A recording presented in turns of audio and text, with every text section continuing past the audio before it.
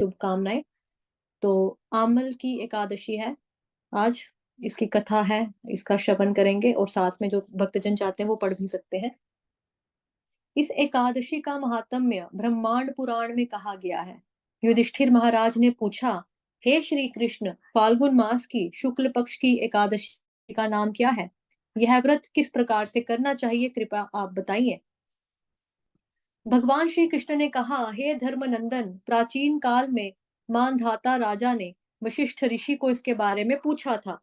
इसे आम्ल की एकादशी कहते हैं और जो कोई भी इस व्रत का पालन करता है उसे विष्णु लोक या वैकुंठ लोक की प्राप्ति होती है। राजा मानधाता ने पूछा कि हे ऋषिवर्य, पृथ्वी पर इसका कभी आरंभ नहीं हुआ, इस विषय में आप मुझे बताइए। वशिष्ठ ऋषि कहने लगे, हे महाभाग, पृथ्वी पर इस आमल की के प्रारंभ की कथा सुनो। आमल की महान वृक्ष है जो सभी पापों को नाश करता है। भगवान विष्णु की थूक से एक चंद्र समान बिंदु प्रकट हुआ।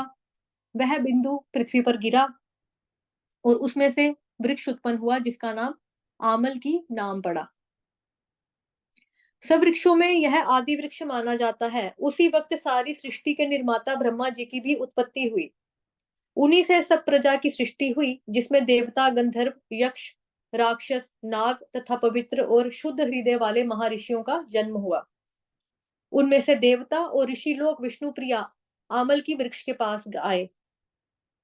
हे महाभाग्यवान, उस वृक्ष को देखते ही देवताओं को काफी आश्चर्य हुआ और एक दूसरे को देखकर वो विचार करने लगे।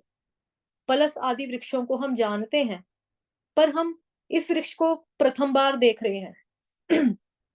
उन्हें इस स्थिति में देखकर आकाशवाणी हुई, हे महर्षि, ये आमल की वृक्ष है जो विष्णु को अति प्रिय है। केवल इसके स्मरण से गोदान का पुण्य प्राप्त होता है। हमेशा आंवला खाना चाहिए। सब पापों को नाश करने वाला यह वैष्णव वृक्ष है। तस्यामूले स्थितो विष्णुस्तदूर्ध्व पितामहः, स्कन्धे च भगवान् रुद्रः संस्थितः परमेश्वरः। शाखासु मुन्यः सर्वे प्रशाखासु च देवताः, पर्णेषु वस्वो देवाः, पुष्पेषु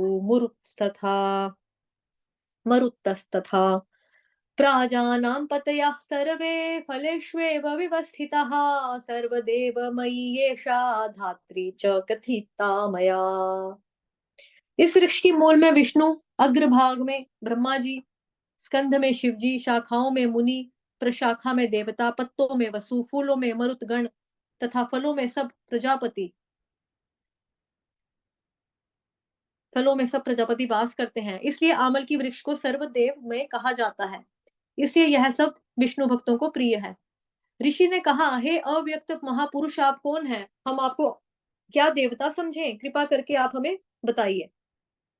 फिर से आकाशवाणी हुई, जो सभी जीवों का कर्ता, सब भुवनों का स्रोत है और विद्वान पुरुषों को भी मैं अगम्य वही विष्णु हूँ। देवादि देव भगवान विष्णु का कथन सुनने से सभी ब्रह्मपुत्र आश्चर्यचकित होकर बड़े भक्ति भाव से श्री विष्णु की स्तुति करने लगे। ऋषि ने कहा, सब जीवों के आत्मभूत आत्मा एवं परमात्मा आपको प्रणाम करते हैं। जिनका कभी पता नहीं होता उनको अच्युत हम नमस्कार करते हैं। दामोदर, यज्ञेश्वर और परमेश्वर, आपको हमारा प्रणाम है। आप मायापति और संपूर्ण विश्व के स्वामी हैं। आपको हमारा वंदन है।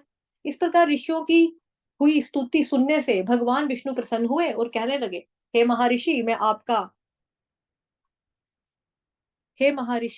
मैं आपको कौन सा अभिष्ट वरदान दूं? ऋषि ने कहा, हे भगवान, आप सचमुच हमारे ऊपर प्रसन्न हैं तो जिस व्रत को करने से मोक्ष मिलता है आप हमको वो कहें। श्री विष्णु ने कहा, हे महर्षियों, फाल्गुन शुक्ल पक्ष में अगर पुष्प नक्षत्र युक्त पुष्य नक्षत्र युक्त द्वादशी होगी तो वह सब पापों को नष्ट करने वाली होगी। हे द्विजवर, उस दिन विशेष कर्तव्य करना चाहिए, उसके बारे में आप सुनिए। आमल की एकादशी को रात भर आमल की वृक्ष के पास जाकर जागरण करना चाहिए। उससे मनुष्य को सभी पापों से मुक्ति, साथ ही उसे सहस्त्र यानी कि 1000 गायें देने का पुण्य प्राप्त होता है। हे विप्रगण, सभी व्रतों में ये उत्तम व्रत है। ऋषियों ने पूछा, हे भगवान, कृपया इस व्रत की विधि को बताइए। इसे कैसे पूरा करें, इसके अधिष्ठाता कौन है, इस दिन स्नान दान आदि विधि किस प्रकार करनी चाहिए, पूजा की विधि क्या है, उसके लिए मंत्र क्या है, कृपया यथार्थ रूप से आप इसका वर्णन करें। भगवान श्री विष्णु ने कहा, हे द्विजवर सुनिए, एकादशी दिन प्रातः काल जल्दी उठे, दंत धावन करने के बाद संकल्प करना चाहिए कि हे पुंडरीकाक्ष, हे अच्युत, आज मैं निराहार एकादशी करके कल भोजन ग्रहण करूंगा, कृपया मुझे अपने चरणों में आश्रय दीजिए। इस प्रकार से नियम ग्रहण करने के बाद पापी, पतित, चोर, पाखंडी, दुराचारी, मर्यादा भंग करने वाले, गुरु पत्नी गामी, इन व्यक्तियों से वार्तालाप ना करें। इन व्यक्तियों से वार्तालाप ना करें। अपने मन को वश में रखकर नदी, तालाब, कुआं या घर में स्नान करें। स्नान करने से पूर्व शरीर को मिट्टी लगानी चाहिए। मिट्टी लगाते समय इस मंत्र को कहना चाहिए, अश्वक्रांते रथक्रांते विष्णुक्रांते वसुंधरे मृत्तिके हर मे पापम जन्म कोट्यां समृज्जितम। हे वसुंधरा, आपके ऊपर अश्व और रथों का चलना हमेशा सहन करती है। भगवान वामन देव ने भी अपने पैरों से आपको नापा है।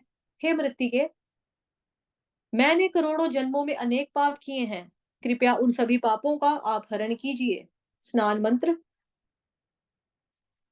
त्वं माता सर्वभूतानां जीवनं ततु रक्षकम् स्वेज्योभिजन जातीनां रस्नां पतये नमः। स्नातोऽहं सर्वतीर्थेषु हृदये प्रस्रवणेषु च नदीषु देवखातेषु इदं स्नानं तु मे भवेत्। हे जल अधिष्ठात्री देवी, हे माते, तुम सभी जीवों का जीवन हो, वही जीवन जो स्वेज और उद्भिज जाति के जीवों का रक्षक है। तुम रस की स्वामिनी हो, तुम्हें हमारा वंदन है।